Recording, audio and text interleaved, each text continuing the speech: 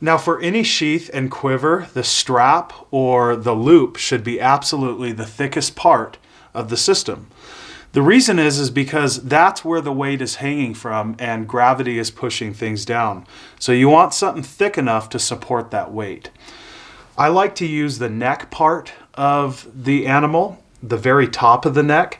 So I'll cut a piece that's wide enough and tall enough to support the system. So as you can see, I have my leather loop cut out. It's tall enough and wide enough for a wide leather belt or even a sash.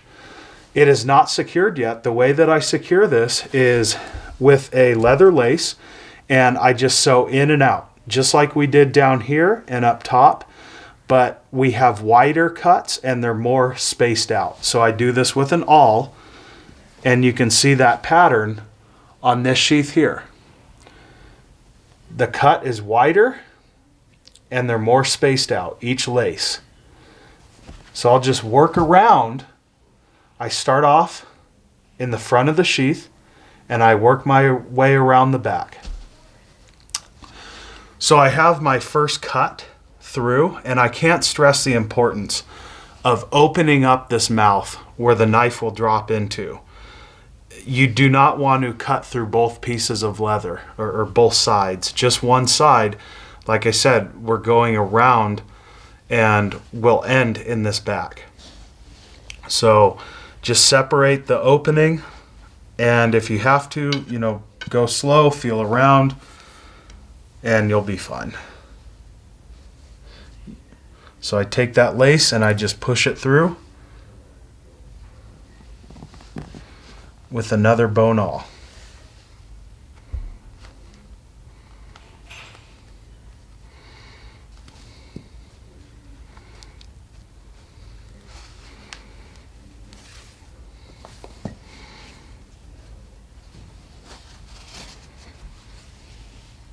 Okay, we have one. Now I'll cut another hole, and we'll just do the same thing, like I said, going in and out around the entire piece.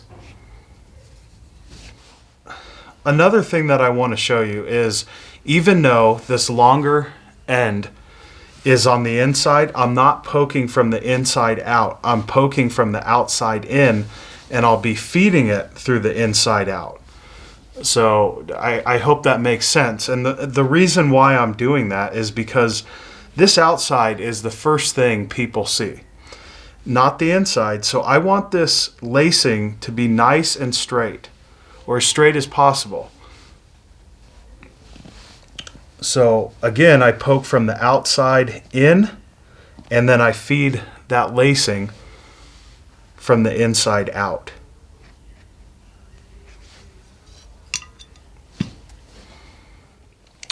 At this point, I'm getting ready to lash on this belt loop. So once again, it's just a continuation of going in and out. I'm just going in and out of another piece of hide that's folded over.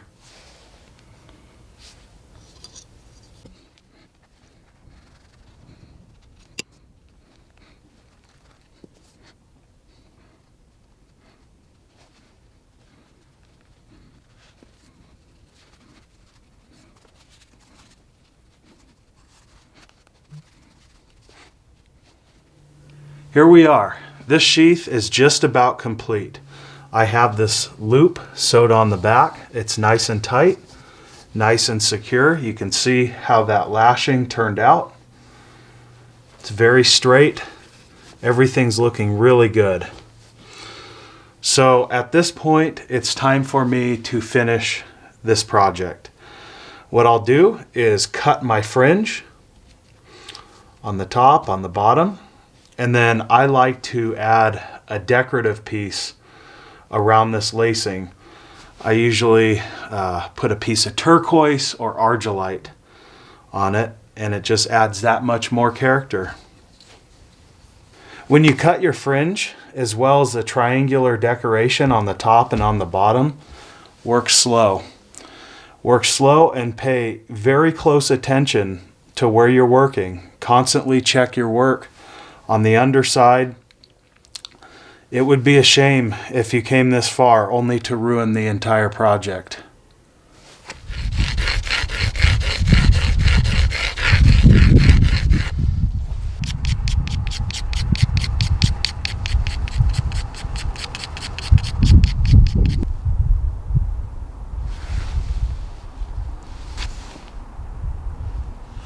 All right, folks, so as you can see, this sheath is now complete. I gotta tell you, I am very proud of this work.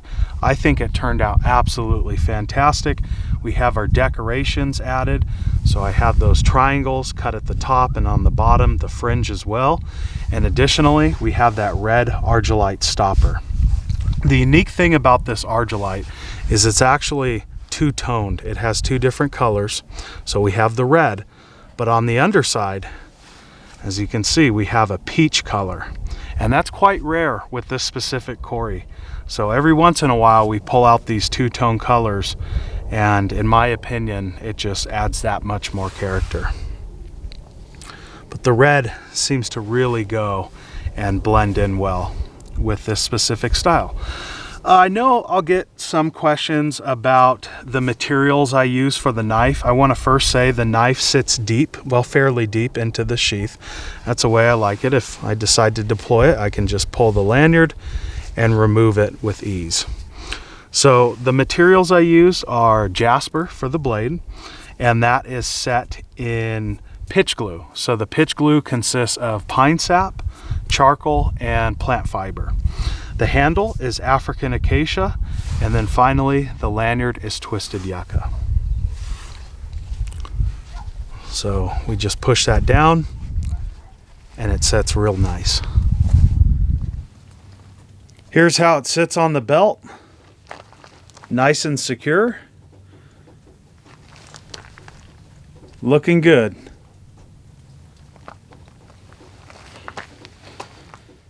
So what else can we use that red trade cloth for, as well as the same design, layout, and pattern we used in that knife sheath?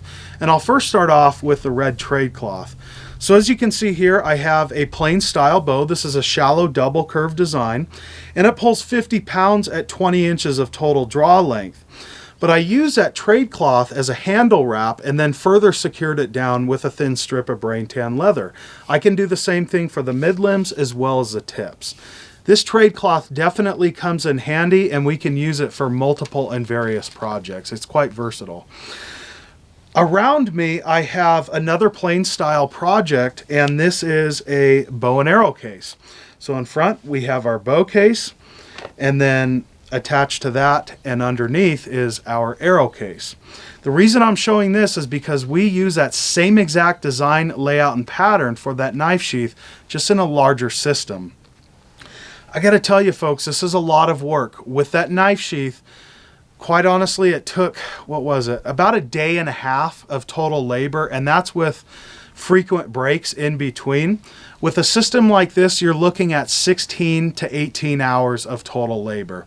So it's a lot of work, and you have to ask yourself, is it worth that labor? After using this for quite some time, it definitely serves its function. It's lightweight, it's durable, and it's comfortable, but it's also beautiful in nature and absolutely worthy of display in a museum or private collection. In my opinion, it is worth the total labor.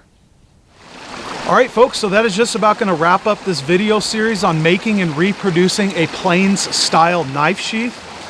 You know, the one thing that I want to leave you off with is anytime we represent a past or present culture and we replicate their goods and crafts, we should do so in a very accurate and precise manner.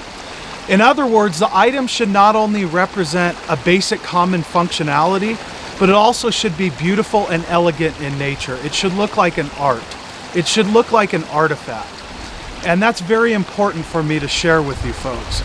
So if you enjoyed this video series, help us out, give the series a thumbs up, subscribe to the Primitive Lifeways channel on YouTube, and share this video series throughout social media. It really helps us to grow and expand, and most important, it helps us reach a wide, diverse audience. So once again, I'm Jeff with PrimitiveLifeways.com. We'll catch you in the next one. Thanks for watching.